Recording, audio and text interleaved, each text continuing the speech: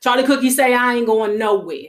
Okay? So he pushed Ted White. Ted White fell back. But he, do what all, homeboys do. Bop, bop, bop. Oh, he shot me in my pickle. Oh, man, my pickle, not my pickle. Oh, my life.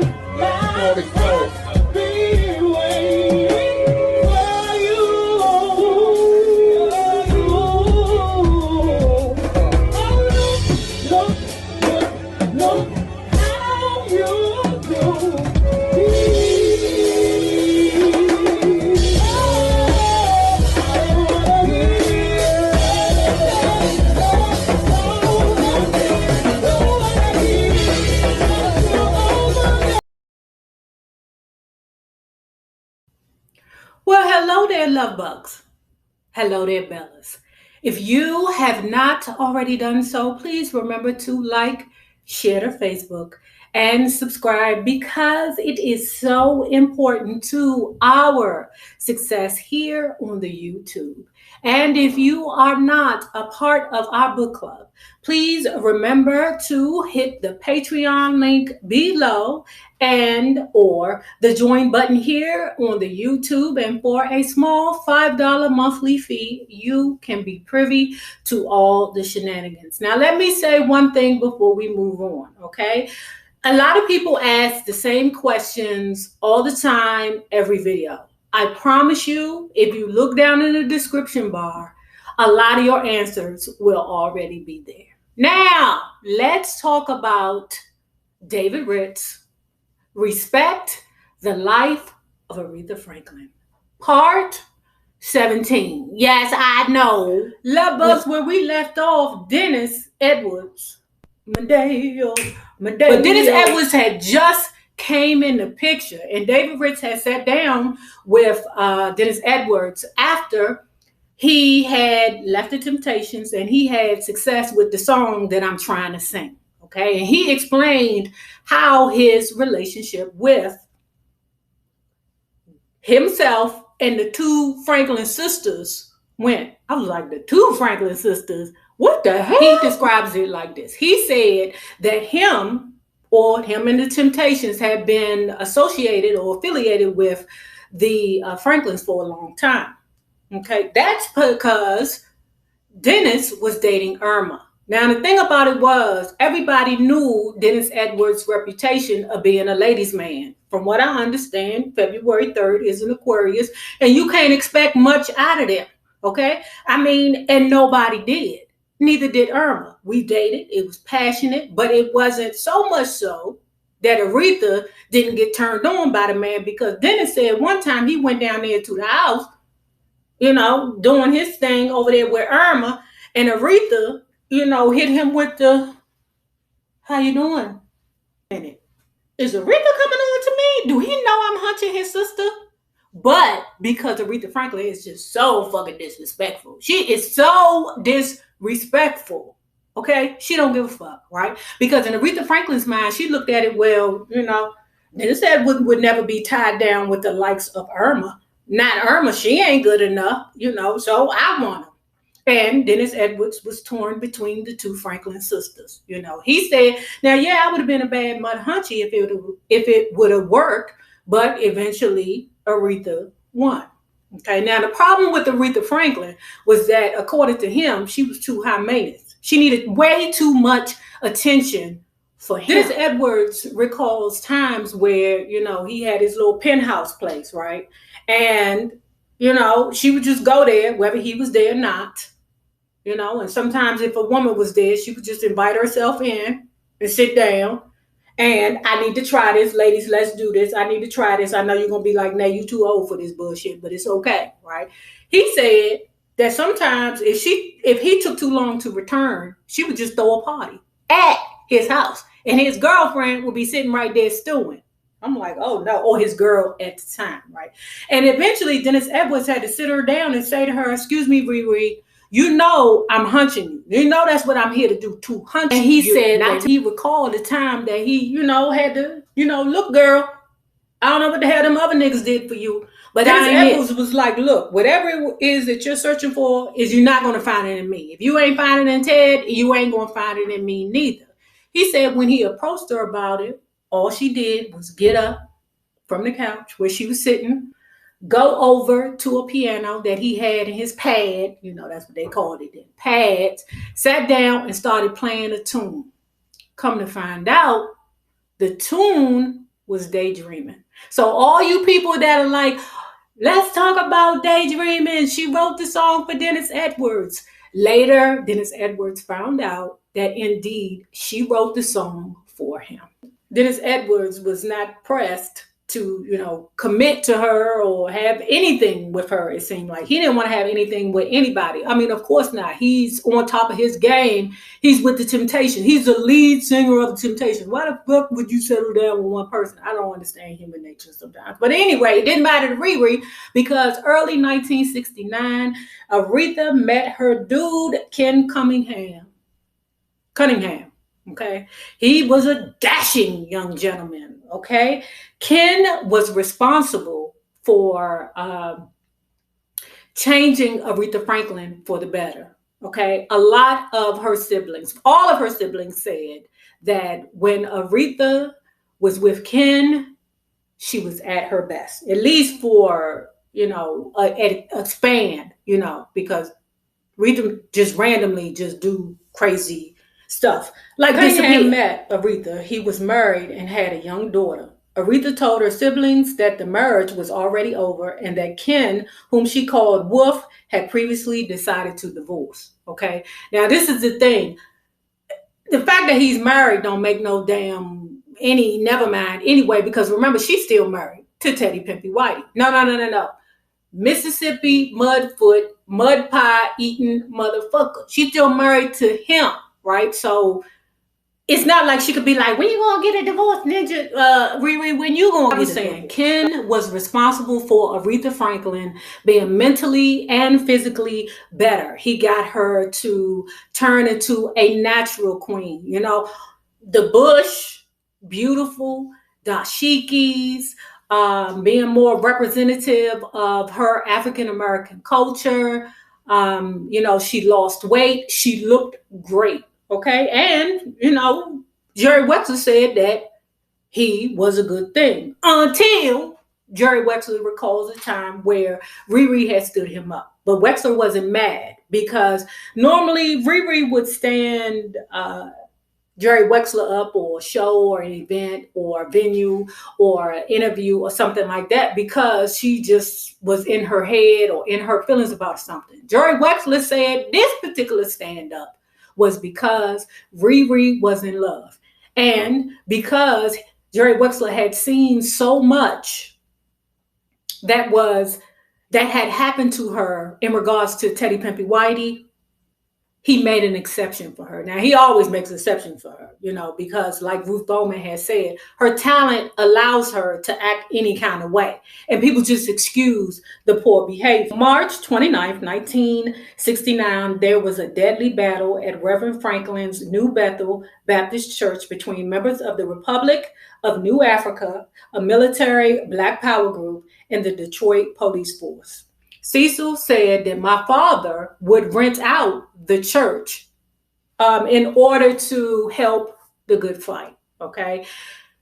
Too bad it ended up in a shootout between the two groups. Okay. And that also turned out to be a negative thing for the father because, they were on his neck. The government, according to the book, was on CL Smooth's neck all the time. In fact, he had planned to go to Africa to participate in some event. On the way back, he said that the police planted marijuana in his bag. I'm like, wait a minute, hold on.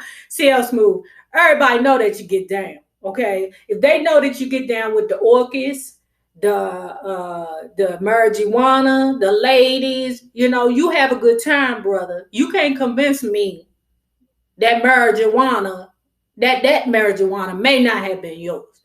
Tell me what you think. The higher that her light shined, the more that Aretha Franklin wanted to be an entrepreneur. Okay. She had told Jet Magazine, I told you, she loved Jet Magazine. Okay. Okay. Oh, and for you guys who don't know what this means, that means y'all ain't old enough. Okay. Do you remember our gang with Alfalfa? What was it? Alfalfa. Why I can't remember nobody else? Robert Blake was a baby. Froggy, Buckwheat, all them. This is the sign for the He-Man Woman Haters Club. I don't hate no women, but I just do that to be antagonizing.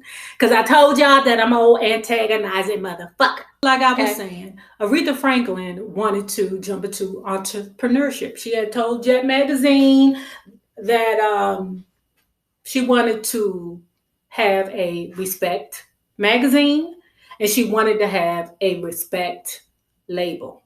Okay. But nothing fell through or nothing came into fruition because Ruth Bowman said she just simply wasn't organized enough. She didn't have the discipline. She didn't know what the hell she was doing. So most of the schemes and the scams that she got affiliated with, regardless of whether or not they were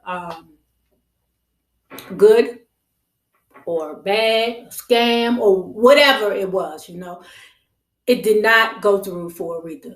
I don't think Aretha can really do too much, considering her condition, which we're going to talk about. On May 26th, Aretha was back in the New York Atlantic studio with the Muscle Shoals musicians, the best of the best. Okay, them some bad motherfuckers. Okay, she should have been working with them and not Dr. Teeth and the Electric Mayhem. I don't think you people even know who the hell it is. The Muppets, y'all, the Muppets. This is where Cecil has a concern in regards to Atlantic not giving Aretha Franklin the full credits that she deserved. Okay, so she was on the album that they were working on as a writer, but not as a producer. Cecil feels like, look, Atlantic made a lot of money off of my sister. And let's be honest, my sister was the one that was like, okay, take that out, put that note here. She heard that. She was capable of hearing that and just knowing what worked well in regards to the music. Okay. Now, she didn't do that with her outfits. Okay. Because one of y'all just told me that Shaka Khan said that she would see Aretha Franklin buy an outfit, knowing it was small. She buy a size 8 and her ass is a size 16. It came down to the music, the sound, the arranging. She was always on point, right? So Cecil felt like the sister should have been getting more accolades, okay? Jerry Wexler came up with some bullshit excuse, okay? Regardless, I just believe that if he gave Aretha Franklin all of that, then that would be taking away the power from Atlantic. Okay. And Cecil, I'm just going to say this, Cecil, your sister may have got them a lot of money, but she also caused them to lose a lot of money with all that flaking out her ass was doing around here, missing all these events. Okay.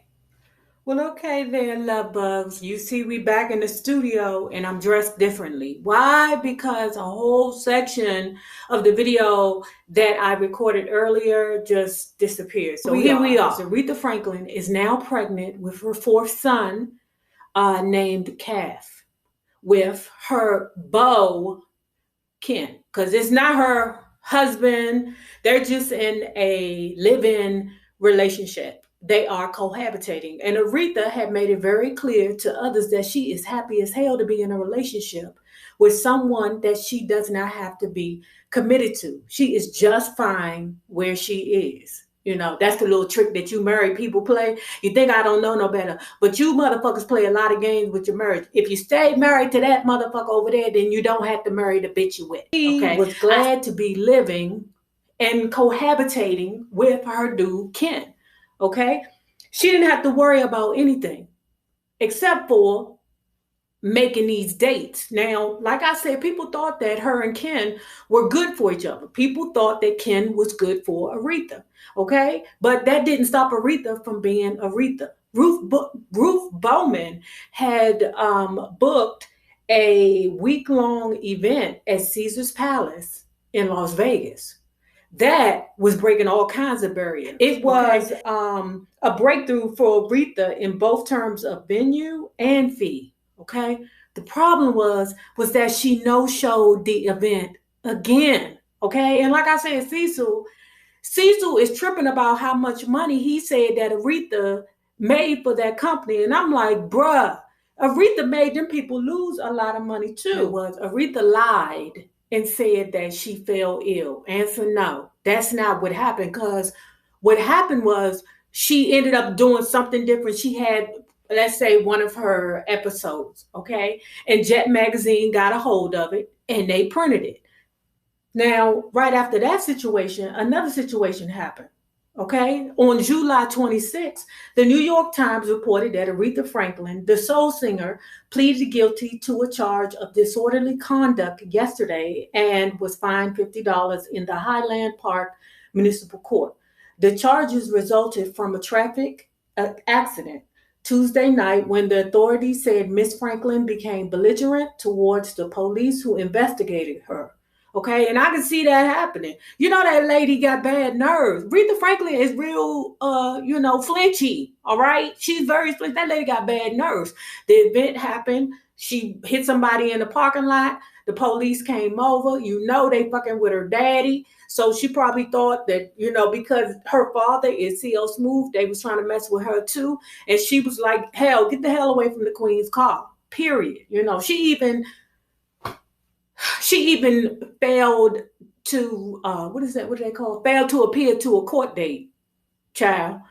But she's so used to getting away with bad behavior. I don't think she can differentiate between, how Atlantic put this bubble around her and how the real world works, especially during a time of civil unrest. Okay. So we're going to move on to this part. I get you, ReRe. I get you, girl. But from these roots, Aretha wrote that even though she was with Ken Cunningham, she would occasionally creep with Dennis Edwards. I get it, girl. I get it. He's the lead of the Temptations, one of the hottest groups in the world. He be wearing them James Evans Sr.'s corduroys, Blink. You know what I'm talking about. I get it. I know that you want to, it's a temptation. I get it, girl. But you are messing with Ken, but whenever the people put the press on her, what she would say is that my living beau is not insecure about my male friends. Okay, if Ken like it, goddamn it, then January 1970, Aretha Franklin, 7 months pregnant, found herself embroiled in a heavy domestic drama that, despite her best efforts, she could not get in front of. Let's talk about it. Okay. Oh, I can't wait to talk about this shit right here, right? So anyway, she over at her house. Over there. She still got Ken over there. But she over there at her house, one of her houses that she shared with her husband, Tim. Okay. Tim wasn't there with her. Ken wasn't there with her. But you know who was with her? Sammy Cookie's little brother, Charlie Cookie. And I'm saying to myself, hold on, hold it. ReRe, what the hell are you doing with Sammy Cookie's little brother, Charlie Cookie? Okay, now we know that you don't mind passing the vagina through the ranks. We know this because of what happened with Dennis Edwards. But bruh, come on. But I respect your hustle, girl. If you can get down with it, go. Because I've been wanting to do that shit forever. ReRe successfully did what none of us could ever do. They would all kinds of tricks and tramps and hoes and sluts and all kinds of stuff they would call her. Go, ReRe. Go. Goes like this. Teddy Pimpy Whitey goes to the house. Okay. He in the house, he looks. He say, Charlie Cookie, why the hell is you in my house? Charlie Cookie say, this ain't your house. This is Aretha Franklin house. Teddy Pimpy Whitey say, you a goddamn lie. I bought this house. Teddy Pimpy Whitey, you bought the house with Aretha Franklin money, but I'm going to leave that right there. Okay. Charlie Cookie say, I ain't going nowhere. Okay. So he pushed Ted White. Ted White fell back. But he, do what all, homeboys do. Bop, bop, bop. Oh, he shot me in my pickle. Oh, man, my pickle, not my pickle. Now, it's always problems, okay? It's always a situation with her. Jet Magazine got a hold of it. Now, what she thought she could do was call her peoples down there at the Jet Magazine that, she's friends with and be like, hey, I need you to fix this, get in front of this. Answer no. Okay, that shit didn't work. Not this time. It didn't work. Now, the next news in her life was the great news. The birth of her fourth son, Calf. Okay, she named the baby Calf. It was like the acronym of all of Teddy, no, not Ted, of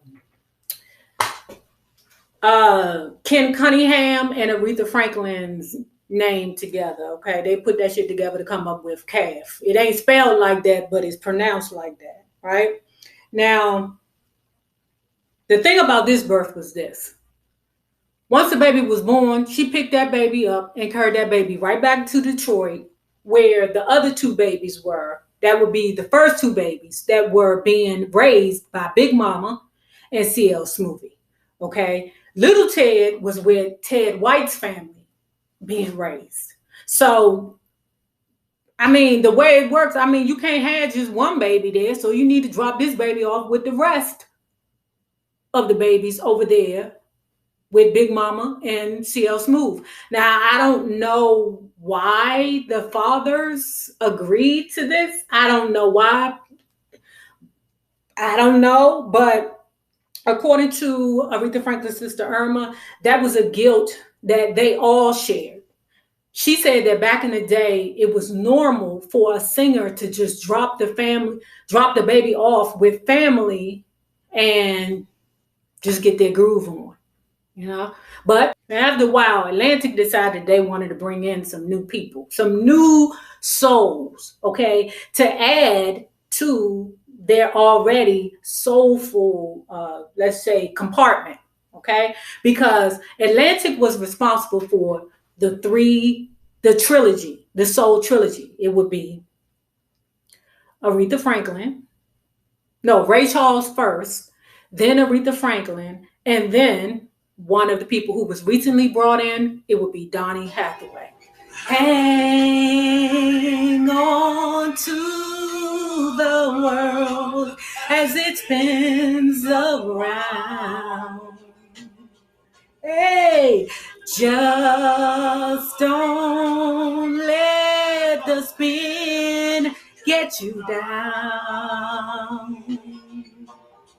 Hey, things are moving fast.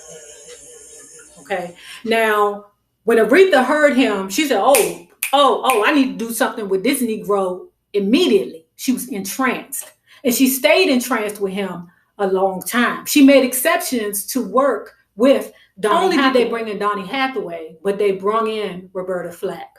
Mm-hmm.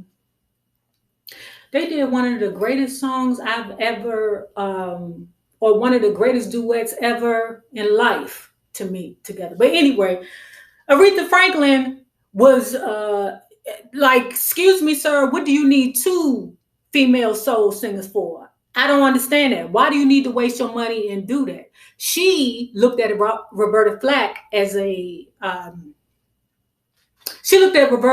Roberta Flack as competition. Instead of looking at it as Roberta Flack could never be Aretha Franklin. And I'll just leave that there. Now, she could be a Roberta Flack all night and day. You know, she could be a Dionne Warwick or, you know, whoever else. I'm not saying that the lady can't sing, but she can never be an Aretha Franklin, okay? Now, like I said, Aretha stayed entranced with Donny until that got daggone Roberta Flack and Donny Hathaway started having all them hits together. I don't like you no more, Donny. You work too well with that other bitch. Don't call me no more, Donny. Aretha Franklin falls ill in St. Louis, treated in New York.